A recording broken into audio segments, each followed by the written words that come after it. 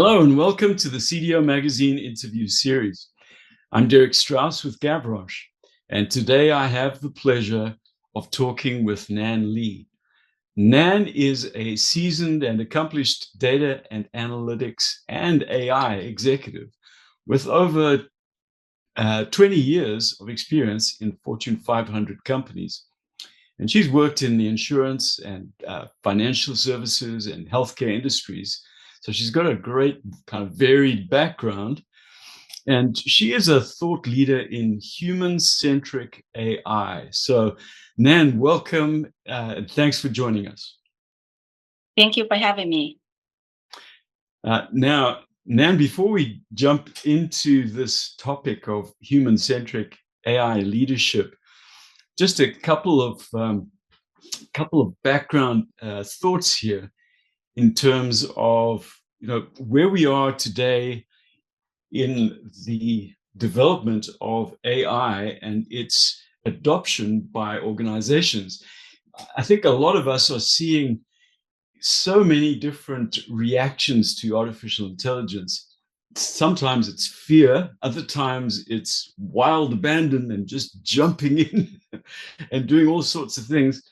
Sometimes people stubbing their toes in the process, other times, great successes. So it's a real mixed bag. And there's still a lot of discussion in terms of, how does the human being and the artificial intelligence work together? And you've had a very interesting background, and I'm sure it has influenced your approach to artificial intelligence and machine learning and these great new advances that we're seeing.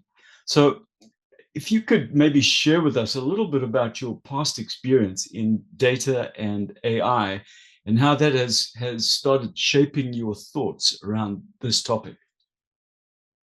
Sure, I'd be happy to. Actually, one interesting fact I want to tell you is my undergraduate is in biology. I was a biologist to begin with. Then I got an MBA. I focused on marketing. I started my career in the database marketing area when there's not a word called analytics. And then I moved to lead marketing analytics at Nationwide. When data analytics just took off at that time, then I feel I just grow with industry. As industry evolves, I started with customer analytics, marketing analytics, trying to find the right target, right, using models. Then I was recruited to Cardinal House to lead their solution analytics from the ground up. We pioneered cloud-based big data analytics solutions, uncovering sales opportunities across all the medical product lines.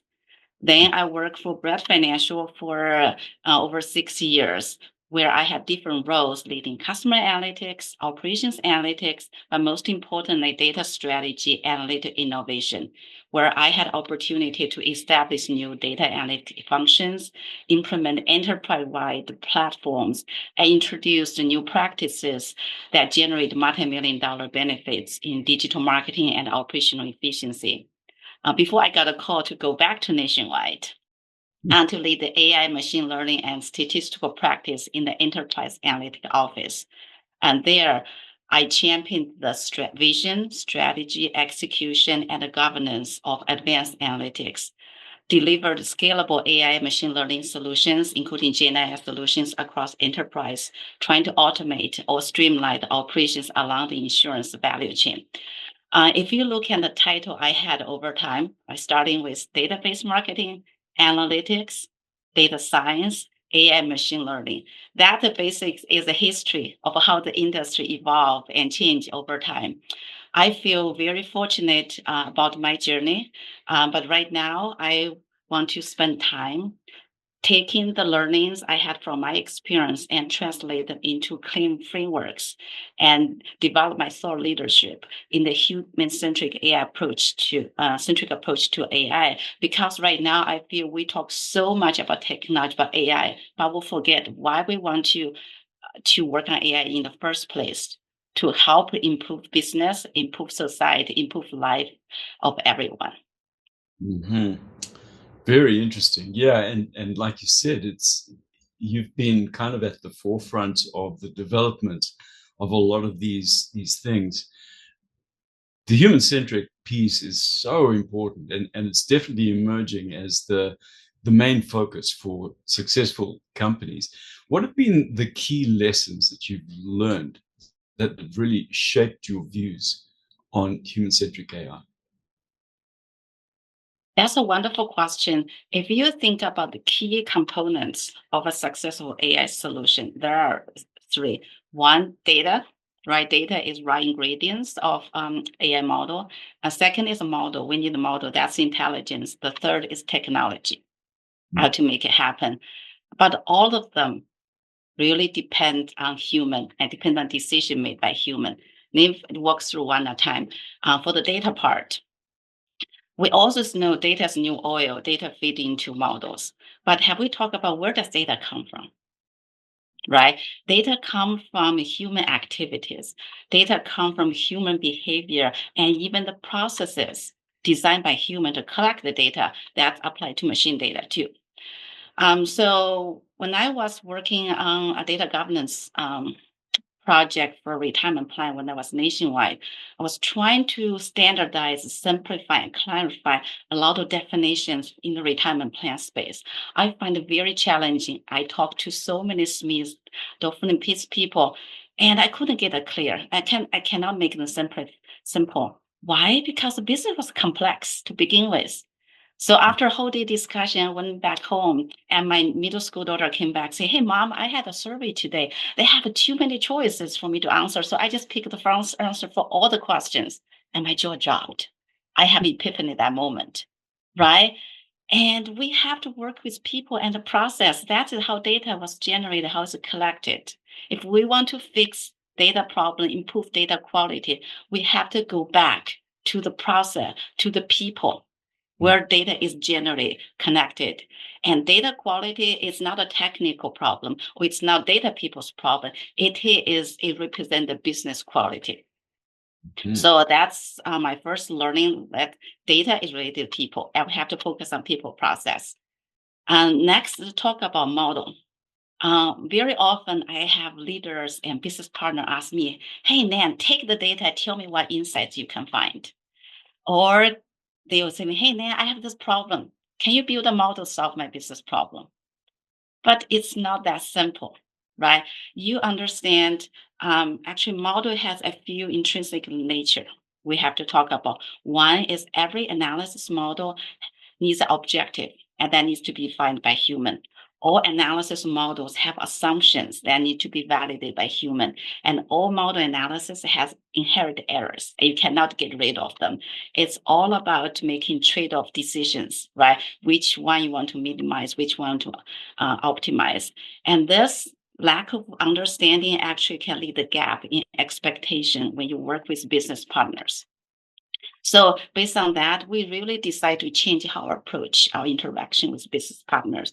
Instead of them, they hand over our project, work in the back room and hand over the results, we decide to engage them every step along the way and even educate them before projects start about the capability in intricacy of AI and the limitation, and bring them along the way, show them results, right? What decision would you make if I want to minimize error but lead to increased risk, or if you want to maximize profitability, but that might reduce the and the other things?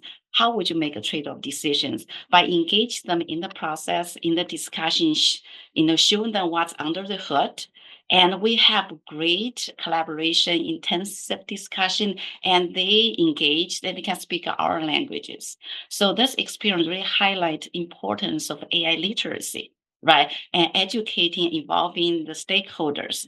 It's not about building the best models. It's about aligning the model with business objective to create the values, and the collaborative approach that can help you bridge the expectation gap and really lead to long-term success.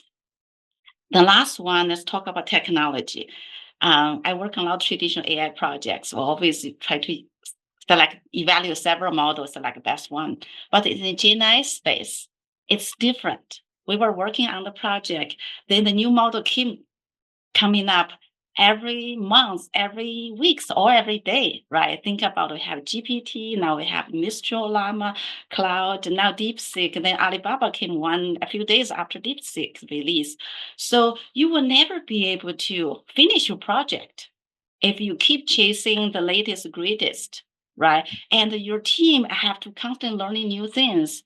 So at some point, I say, hey, we have to stop. Let's take what we have, we are comfortable with. Let's take that to finish line. At least we can provide value to the business.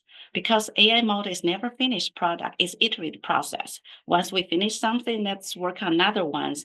In that way, we not focus on the technology. We focus on people, what they need most, and we solve for them, and what our people are capable of doing, right? Instead of chasing what I wish could have, I leverage what I have to deliver the best value. Very good. Wow.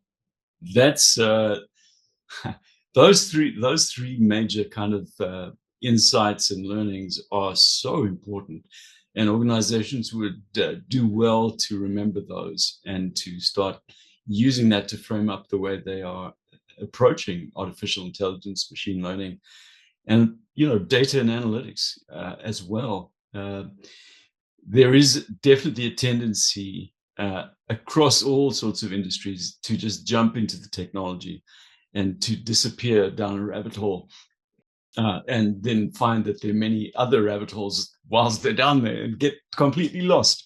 So, Right. yeah, thank you for that. I think those are wise words for our audience to take to heart. Well, Nan, thank you for this. I think this has laid the groundwork very nicely for the next two segments that we're going to have in our interview. And just for our audience to understand this interview is broken up into three segments. And if you are watching this is the first segment. And make sure that you keep your eyes peeled for segment 2 and segment 3. We're going to pick up and discuss in more depth frameworks for human-centric AI. So you don't want to miss that. Make sure you come back and catch up on the rest of the story. So for now, Nan, thank you very much, and we'll see you again in segment 2.